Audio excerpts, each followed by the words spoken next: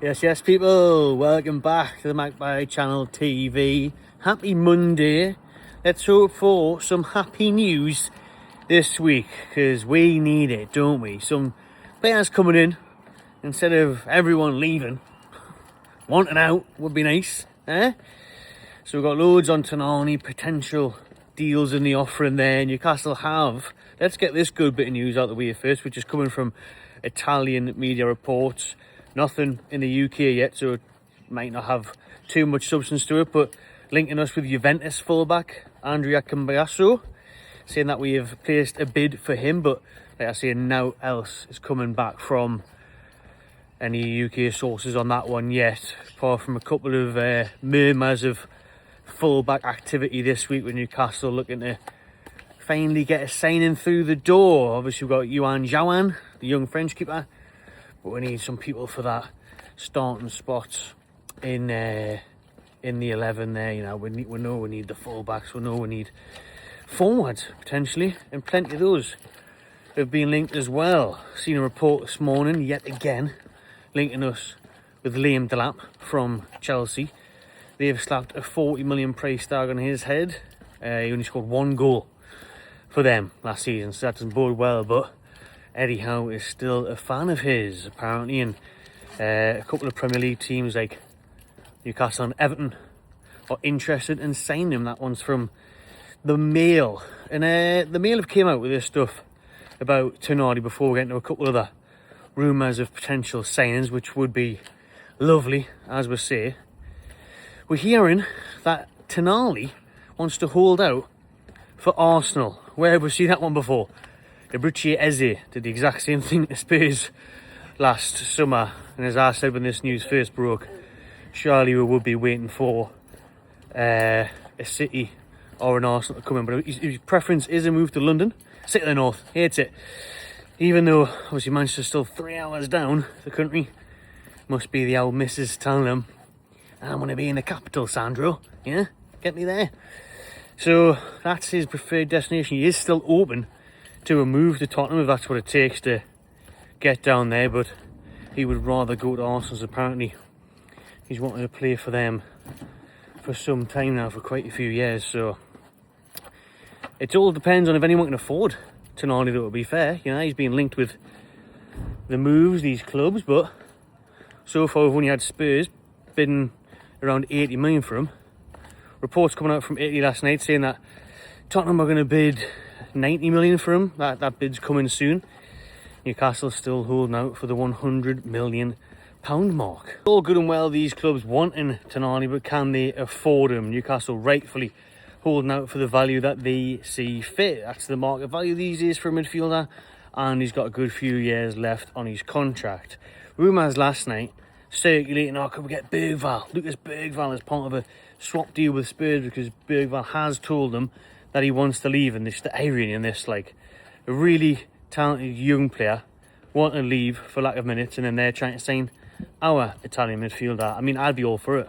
I would definitely sign up for a swap deal with Bergvall. I think he's a class act, really good, promising player in the middle of the park there, so if we could do that, that'd be wonderful. But he's being linked with Barcelona and other huge clubs across Europe. Maybe he fancies a move abroad, we don't know, but things still point towards it just being a cash fee for Tonali, where you've had people say, you could get Bergvall included in the deal. They might throw in Dominic Solanke, because Eddie Howe has always been a big admirer. So I tell you what, if we agree to that, imagine if we agreed to Solanke for Tonali and a bit of cash.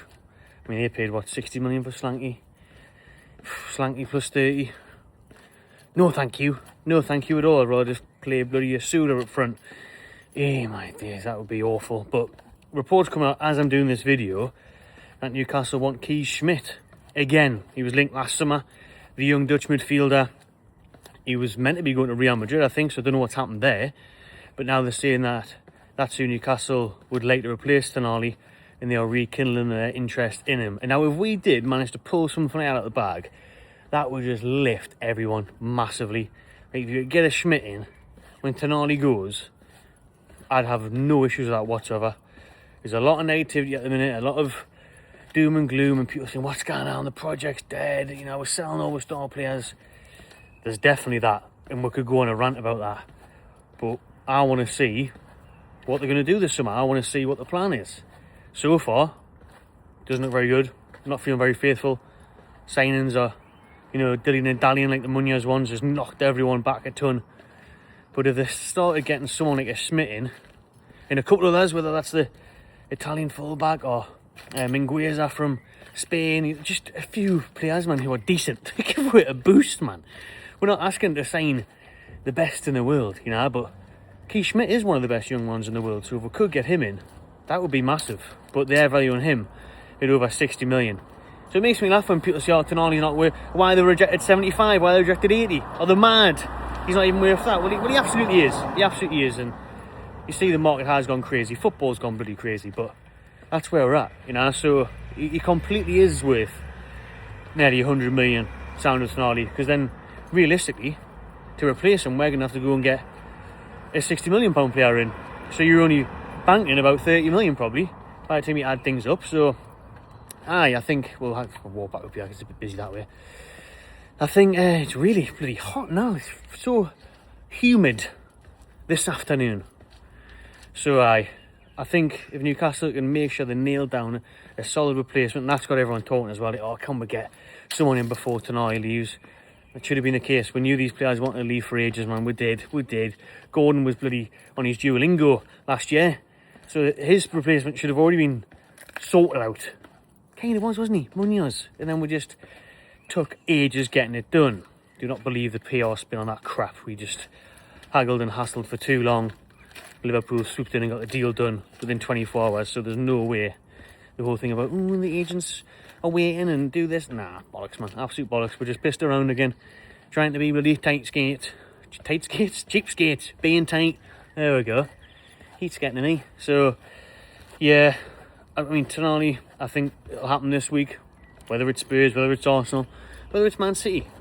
I think there will be movement this week on Tonali, and Newcastle, I think, will actually maybe, hopefully, get a player over the line and get one of these fullbacks in to the club and get a shift on would be nice. I mean, speaking of a couple of people today who've been out and about doing a bit of shopping, a couple of people asked, say, what's going on, the club's a mess and all that.